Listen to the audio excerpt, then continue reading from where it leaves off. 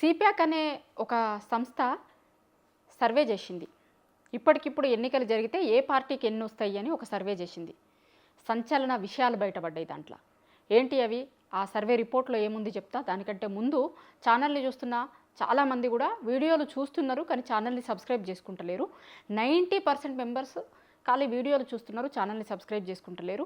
ఖచ్చితంగా ఛానల్ని సబ్స్క్రైబ్ చేసుకోరు. సిప్యాక్ అనే ఏజెన్సీ ఇప్పటికిప్పుడు ఎన్నికలు జరిగితే తెలంగాణ ప్రజల మూడ్ ఎట్లా ఉంది అనే దాని మీద ఒక సర్వే చేసింది. చేస్తే కాంగ్రెస్ పార్టీకి పాస్ మార్కులు కూడా రాలే. కాంగ్రెస్కి పాస్ మార్కులు కూడా రాలే. వాళ్ళకి 22 సీట్లకి మాత్రమే పరిమితం అవుతారట. మొత్తం 119 నియోజకవర్గాలలో సర్వే చేసిరు వీళ్ళు. ఇప్పుడు ఉన్నాయి 119 నియోజకవర్గాలు కదా. సరే, రేపు పొద్దున 2028లో ఎన్నికలు జరుగుతాయా, 29లో ఎన్నికలు జరుగుతాయా? అప్పుడు ఒకవేళ డీలిమిటేషన్ బిల్లు పాస్ అయితే కనుక తెలంగాణలో నియోజకవర్గాల సంఖ్య పెరుగుతుంది. కానీ ఇప్పుడు వీళ్ళు చేసింది ఏంటి అంటే, ఇప్పటికిప్పుడు ఉన్నటువంటి 2.5 ఏళ్ల తర్వాత కాంగ్రెస్ పార్టీ పాలన ఎట్లా ఉంది అనుకుంటున్నారు, ప్రభుత్వం మీద జనాల ఒపీనియన్ ఎట్లా ఉంది, లోకల్గా ఉన్నటువంటి ఎమ్మెల్యేల మీద ఎట్లాంటి ఒపీనియన్ ఉంది అనే దాని మీద వాళ్ళు ఒక శాంపిల్స్ తీసుకొని సర్వే చేస్తే షాకింగ్ కాకపోతే ఏంటిది? కాంగ్రెస్ పార్టీ అధికారంలోకి వచ్చి 2.5 ఏళ్ళు అవుతుంది అంతే. 2.5 ఏళ్లల్లా 22కు పరిమితం అవుతున్నారు వాళ్ళు. అంటే రకరకాల కారణాలు అయ్యి ఉండొచ్చు, కానీ మెజారిటీ కారణం ప్రభుత్వం మీద ఉన్న వ్యతిరేకత అనేది చాలా స్పష్టంగా అర్థమవుతుంది. లోకల్గా ఉన్నటువంటి ఎమ్మెల్యేల పనితీరు కావచ్చు, లేకపోతే చాలా సందర్భాలలో ఎమ్మెల్యేలు కూడా చెప్తున్నారు కదా, వాళ్ళ నియోజకవర్గ అభివృద్ధి కోసం నిధులు ఇవ్వమంటే నిధులు లేవు అని చెప్తున్నారు. ఆర్థిక శాఖ మంత్రి స్వయంగా చెప్తున్నారు, డబ్బులు ఇచ్చే పరిస్థితి లేదు, ఉల్టా ఖజానాకు డబ్బులు ఎట్లా వస్తాయో అనే దాని మీద మీరు కొంచెం దృష్టి పెట్టుర్రి, అట్లాంటి సలహాలు సూచనలు ఏమన్నా ఉంటే ఇయ్యిర్రి అని మనం గతంలో బట్టి విక్రమార్క గారి స్టేట్మెంట్ చూసినాం. కాబట్టి నియోజకవర్గాలలో ఏం డెవలప్మెంట్ లేదు, ఏమీ లేదు.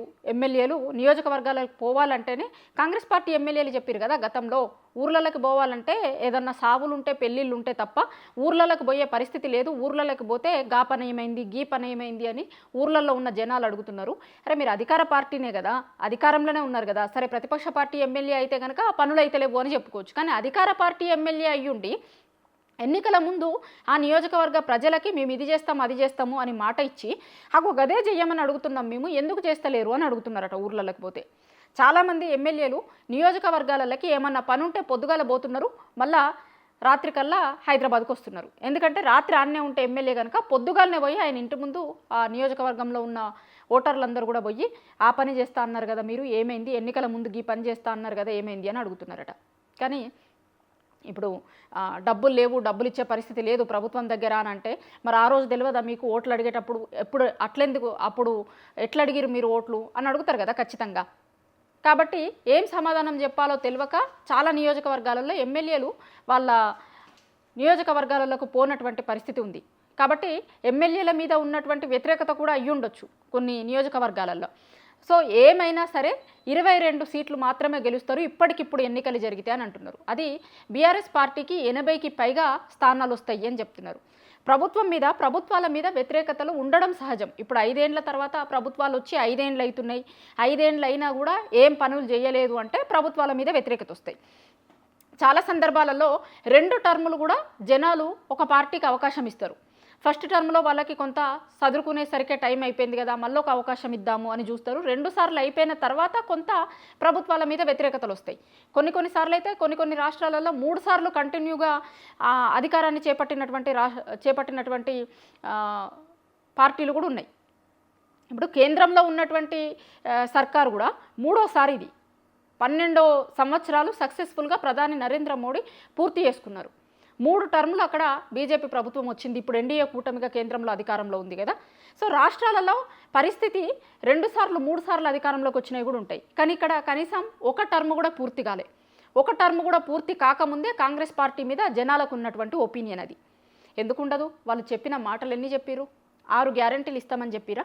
గ్యారెంటీ కార్డు ఇంటింటికి తీసుకొని పోయి మేము అధికారంలోకి వచ్చిన తర్వాత 100 రోజులలో అమలు చేస్తాం, ఇగో ఈ గ్యారెంటీ కార్డు మీ ఇంట్లలో పెట్టుకోర్రి అన్నారు. ఇగో ఇది ఇందిరమ్మ కార్డు, ఇది మీ ఇంటికి భరోసా కార్డు లెక్క మీ ఇంట్లో పెట్టుకోర్రి అని అన్నారు. రేపు పొద్దుగాల మళ్ళీ మీ ఇంటి ముందుకు ఎవరైనా కాంగ్రెస్ పార్టీ నాయకులు వస్తే ఇగో ఈ కార్డు చూపించి మీరు చేస్తా అన్నారు కదా ఎందుకు చేయలేదు అని అడుగుర్రి, అక్కడ దాకా మేము తెచ్చుకోం, మేము గెలవంగా 100 రోజులలోనే పూర్తి చేసేస్తాం, ఈ భరోసా కార్డును మాకు చూపించాల్సిన అవసరం కూడా ఉండదు మీకు, కాబట్టి ఇచ్చిపోతున్నామని చెప్పారు. అంత కాన్ఫిడెంట్గా చెప్పారు. పాపం జనం నిజమే అనుకొని నమ్మారు, ఓట్లేసారు. కానీ ఇలా లేని పరిస్థితి. 100 రోజులు కాదు కదా, 1000 రోజుల దగ్గరికి వచ్చినా కూడా చేసే పరిస్థితి లేదు. 2.5 సంవత్సరాలు అయింది. 2.5 సంవత్సరాలు అయింది కానీ 6 గ్యారంటీలే అమలు చేయలే. ఇంకా 420 హామీలది దేవుడు ఎరుగు, దాని గురించి మాట్లాడతలేరు ఎవరు జనాలు. 6 గ్యారంటీలే హామీలే అమలు చేయలేదు, ఇక మీరు 420 ఏం అమలు చేస్తారు అనే కాడికి వచ్చిర్రు. అర్థమైపోయింది జనాలకి. ఇప్పుడు ఒక 2 నెలల్లో 3 నెలల్లో 5 నెలల్లో 6 నెలల వరకు కొంత గవర్నమెంట్ చదువుకునేంత వరకు చూద్దాము అని అనుకుంటారు. కానీ ఆ టైం కూడా అయిపోయింది. 2.5 ఏళ్ళు అంటే ఒక ప్రభుత్వానికి, ఏ ప్రభుత్వానికైనా సరే హాఫ్ ఆఫ్ ద పీరియడ్ అయిపోయినట్టు. ఇంకొక 2.5 ఏళ్ళు మిగిలింది. ఆ 2.5 ఏళ్లలో లాస్ట్ ఇయర్ మొత్తం ఎన్నికల మీదనే వెళ్ళిపోతుంది. అంటే హార్డ్లీ మీకు ఒక 20% టైం మాత్రమే మిగిలింది. ఇక ఇప్పటివరకు చేయనోళ్ళు 50%లో చేయనోళ్ళు 20%లో చేస్తారని నమ్మకం ఎక్కడి నుంచి ఉంటుంది?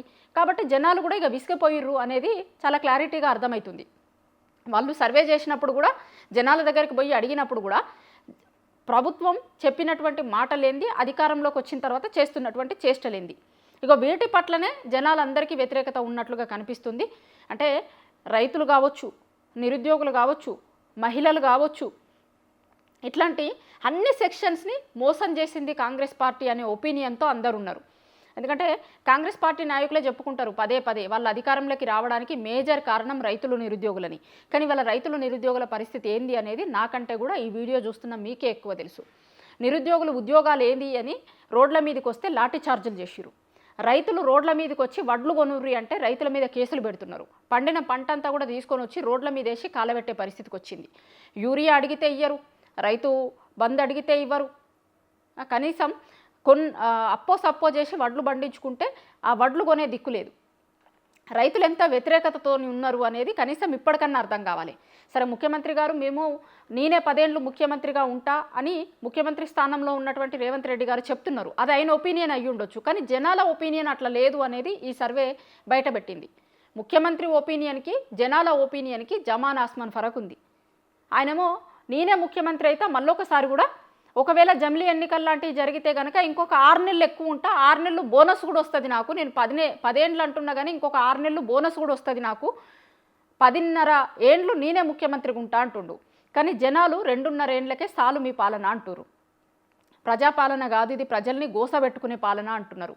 అందుకే ఏ సర్వే ఏజెన్సీ వాళ్ళు సర్వే చేసినా కూడా కాంగ్రెస్ పార్టీకి పాస్ మార్కులు కూడా పడతలేవు. ఇప్పుడు సిపాక్ అనే సర్వే ఏజెన్సీ చేసినటువంటి దాంట్లో కూడా కాంగ్రెస్ పార్టీ కేవలం 22 స్థానాలకి మాత్రమే పరిమితమైంది.